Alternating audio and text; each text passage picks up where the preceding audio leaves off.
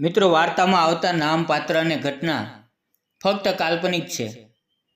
તેનો કોઈ પણ વ્યક્તિ, સમાજ કે ધર્મ સાથે સંબંધ નથી. આ વાર્તાનો ઉદ્દેશ સમાજમાં જાગૃતિ ફેલાવવાનો છે. મારું નામ પૂંજા છે. હું જયપુરમાં રહું છું. અત્યારે મારી ઉંમર 24 વર્ષની છે. મારા ઘરમાં મમ્મી, નાનો ભાઈ અને હું, બસ આટલા લોકો રહીએ છીએ. પપ્પાનું 3 વર્ષ પહેલાં અવસાન થઈ ગયું હતું. તે પછી અમારું જીવન સાવ બદલાઈ ગયું. મારા મમ્મી એક ક્લિનિકમાં નર્સ તરીકે કામ કરે છે અને હું ઘરનો ખર્ચો કાઢવામાં થોડી મદદ કરું એ માટે ઘણા સમયથી નોકરી શોધી રહી હતી.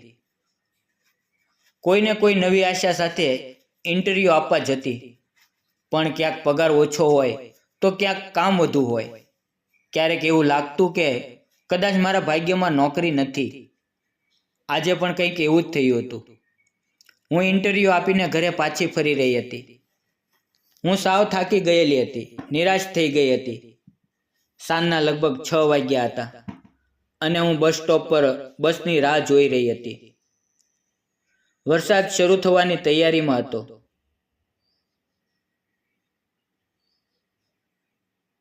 બસ આવતી હતી, પણ ખીચોખીચ ભરેલી હોવાથી હું તેમાં બેસી શકતી નહોતી.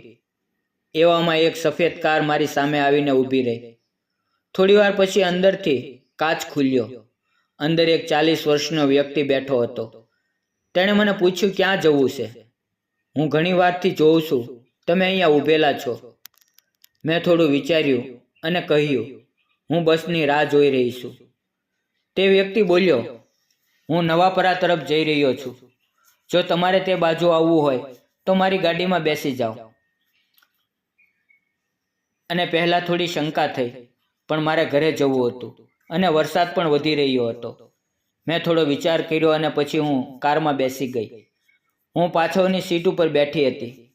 રસ્તામાં તેણે મારી બધી પરિસ્થિતિઓ વિશે વાત કરી. મને લાગ્યું કે આ એક સારો માણસ છે. તેમણે મને કાર્ડ આપ્યું અને કહ્યું કે તે એક IT કંપનીના CEO છે અને તેણે વધારામાં કહ્યું કે તમારી વાત સાંભળીને મને લાગ્યું કે તમને એક તક આપવી જોઈએ.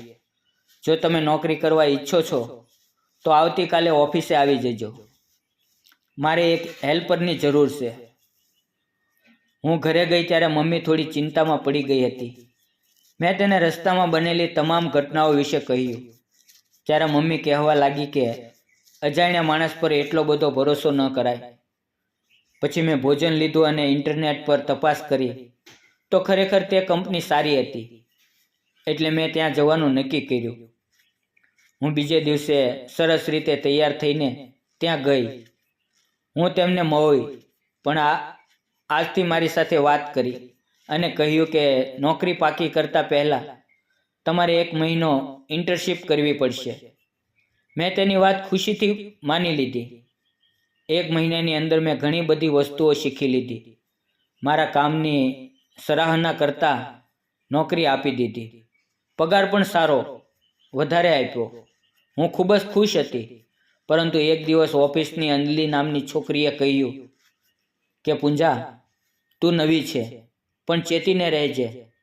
પહેલાં પણ આવી છોકરીઓને લાવ્યા છે અને પછી થોડા દિવસોમાં તેને કામ ઉપરથી કાઢી નાખે છે.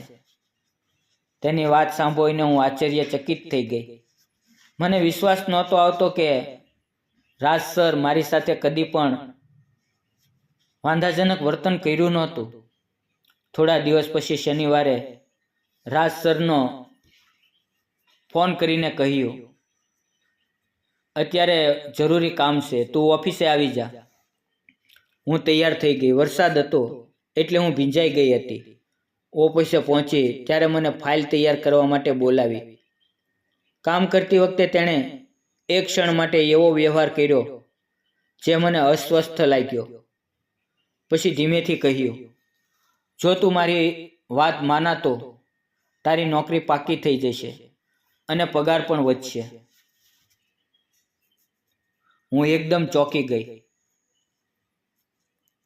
મારા માથે મમ્મી અને ભાઈની જવાબદારી યાદ આવી, પણ સાથે મારું આત્મસન્માન પણ. આખી રાત વિચાર કર્યા પછી બીજે દિવસે મેં નક્કી કર્યું કે કોઈ પણ લાલચ માટે હું મારા સિદ્ધાંત નહીં છોડું. મેં રાજ સરને સ્પષ્ટ કહ્યું, માફ કરશો સર, પણ આ રીતે નહીં. તે દિવસ પછી મને ખાસ કામ આપવાનું બંધ થયું. કેટલાય દિવસ પછી તેણે કહ્યું, કંપનીનું એક મોટું કામ છે, 3 દિવસ ફાર્મ હાઉસ આવવું પડશે. હું ત્યાં ગઈ. મીટિંગ પૂરી થયા પછી બધા જ લોકો જતા રહ્યા. રાજ સરે મને કહ્યું, આગળના 2 દિવસ તું રાકેશજીની મદદ કરજે. થોડા સમય પછી રાકેશજીનો વ્યવહાર પણ અયોગ્ય બનવા લાગ્યો. હું અસ્વસ્થ થઈ ગઈ. તે સમયે અચાનક રામુ નામનો એક છોકરો જે ત્યાં કામ કરતો હતો અંદર આવ્યો અને વચ્ચે પડીને મને બચાવી. પછી રામુ મને ઘર સુધી મૂકી ગયો. તેણે રસ્તામાં મને કહ્યું કે મેડમ, હું પહેલેથી જાણતો હતો, પણ તમને કહેવામાં હું ડરતો હતો, પણ આજે મારાથી સહન ન થયું. ઘરે પહોંચતાની સાથે જ હું મમ્મીને જોઈને રડવા લાગી. મેં બધી જાતનો વાત મમ્મીને કહી. જ્યારે મમ્મીએ મને શાંત કરતા કહ્યું, દીકરી, મોકો મળવો એ ઠીક છે, પણ આજકાલ પૈસાથી મોટું આપણું આત્મસન્માન છે. મેં તરત જ સરને ફોન કર્યો અને તેને કહ્યું કે તમને શરમ નથી આવતી? જ્યારે હું બીજે દિવસે ઓફિસે ગઈ તો મને જાણવામાં આવ્યું કે રામુએ ગઈકાલની ઘટના વિશે પોલીસને જાણ કરી હતી અને પછી રાત્રે સરની ધરપકડ થઈ હતી. કંપનીમાંથી ઘણા બધા લોકો છૂટા થઈ ગયા હતા. આજે હું એક નાની એવી કંપનીમાં કામ કરું છું. તેના લોકો મને બહેન સમજે છે. હું, મારી મમ્મી, ભાઈ હવે શાંતિથી જીવીએ છીએ. મિત્રો, આ વાર્તાનો સ્પષ્ટ સંદેશ, જીવનમાં ઘણીવાર મુશ્કેલીઓ આવે છે, લાલચ પણ આવે છે, પણ જે પોતાનું આત્મસન્માન જાળવી રાખે છે, અંતે એ જ જીતે છે.